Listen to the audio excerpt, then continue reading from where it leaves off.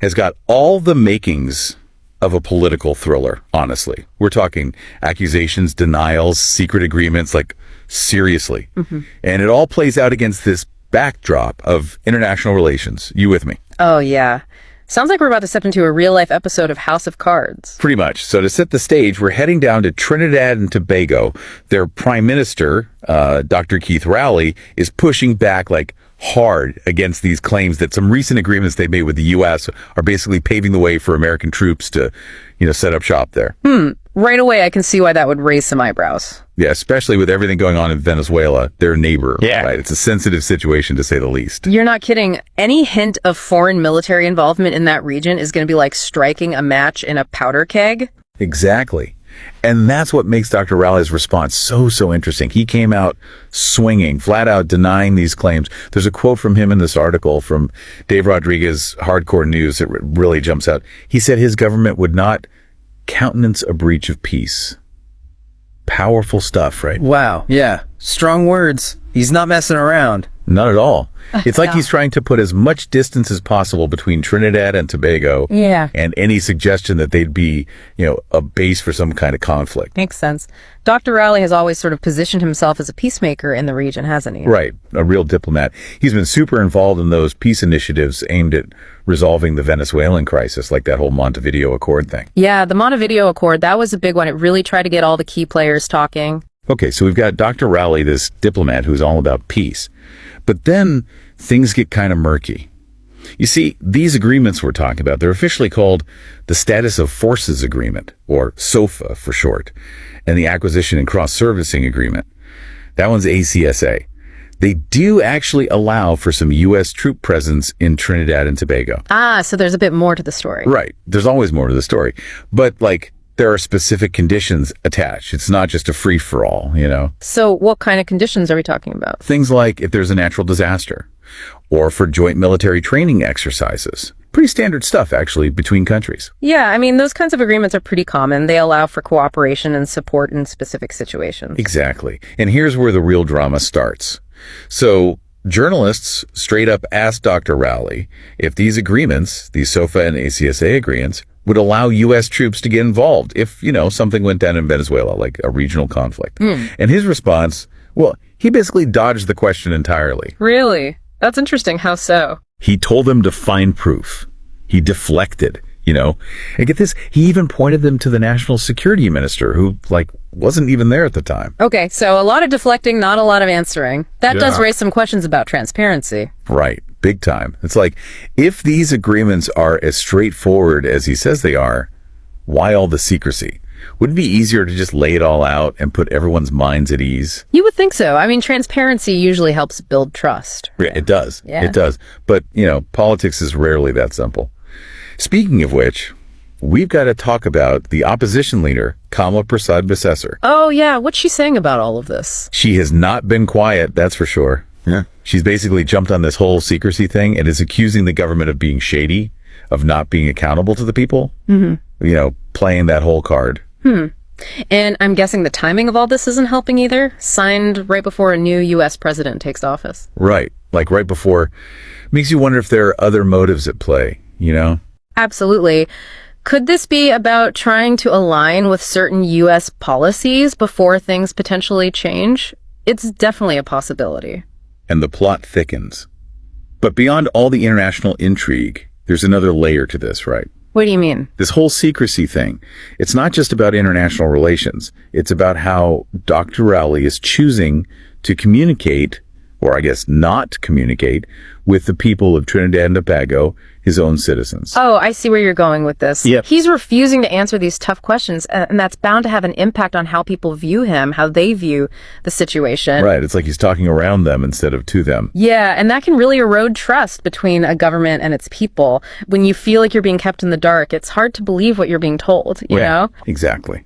So we've got regional tension, potentially controversial agreements, a prime minister giving vague answers, and an opposition that's ready to pounce. The question is, what does all of this mean for the people of Trinidad and Tobago? What are the consequences of this silence from their leader? And that's what we're going to dig into next. It's like, what happens when you don't communicate clearly? this vacuum opens up and people start filling it with whatever they can. Oh, yeah. Rumors, speculation, anxieties, they all rush in to fill that void. It's classic, isn't it? When people don't have the facts, their imaginations run wild. And that's when things can get really messy, especially in a democracy. Think about it. We're talking about a situation where the prime minister is essentially refusing to have this direct, honest conversation with his own people about something that could have a major impact on their lives. It's almost like he's trying to control the narrative by not saying anything at all. Yeah, but it's backfiring, isn't it? Big time. It just makes people more suspicious, more likely to believe the worst. And what happens then? Well, for starters, it gives the opposition a huge opening. Right. They're all over this. The prime minister won't tell you what's going on, but we will. You can practically hear them saying it. It plays right into their narrative, doesn't it? This whole idea that the government is out of touch, that they're not accountable to the people. Totally. And it's not just about the opposition. This lack of clarity, it can also divide the population itself. Oh, absolutely. When people don't have the facts, they start to take sides based on rumors, on speculation. It creates this climate of suspicion, of uncertainty. Not a good look for any country, let alone one facing these kinds of challenges. It's almost as if Dr. Rowley is accidentally creating these two separate realities. The official narrative, which is all carefully controlled and limited, and then like the public perception, which is being shaped by all this gossip and fear. And those two realities, they're drifting further and further apart. That gap, that's where the real danger lies. So we've established this lack of transparency as a problem. But what's the solution? What should Dr. Rowley be doing differently? Well, the most obvious answer is he needs to be more open. Right, transparency.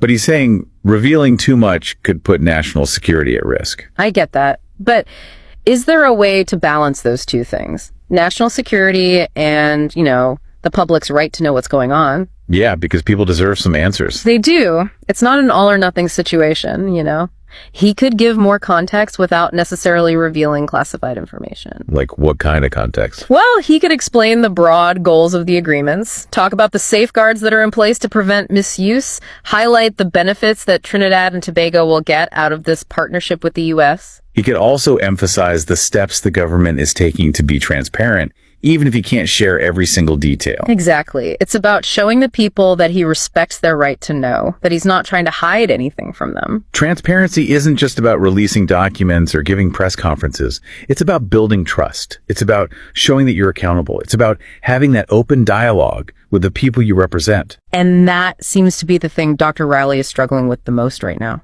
It's a tough lesson for any leader, really. Yeah. Especially in today's world. Information travels so fast.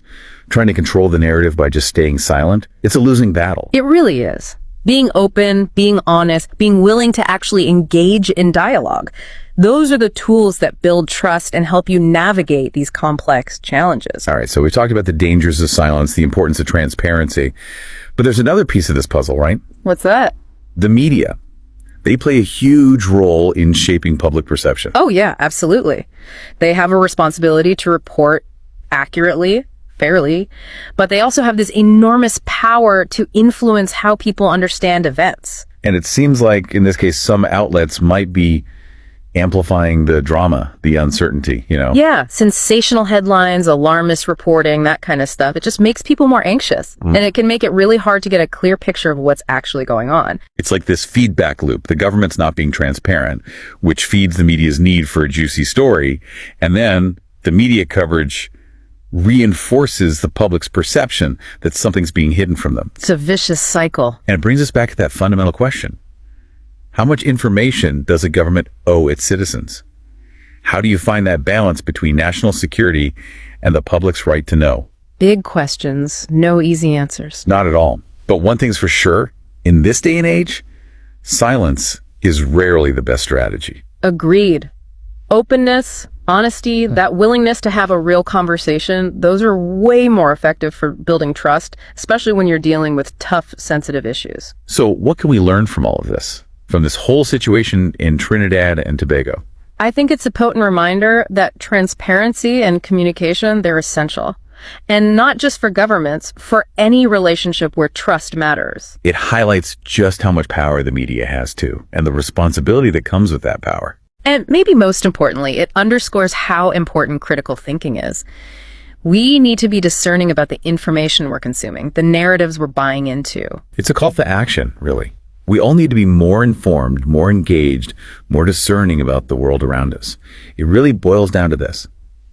Dr. Rowley had a chance to be upfront with his people, to explain what these agreements really mean, why they're necessary. He could have reassured them. Instead, his silence just fueled the fire. Now people are left wondering, what's he hiding? And that's the worst part, right? That erosion of trust. It's a slippery slope. Once people start to doubt their leaders, it's hard to regain that confidence. This whole situation, it's like a case study in what not to do when you're trying to lead a country, especially through challenging times. Transparency and open communication, those are the foundations of a healthy democracy. Without them, things start to crumble pretty quickly. It makes you think, though. Yeah. What about us?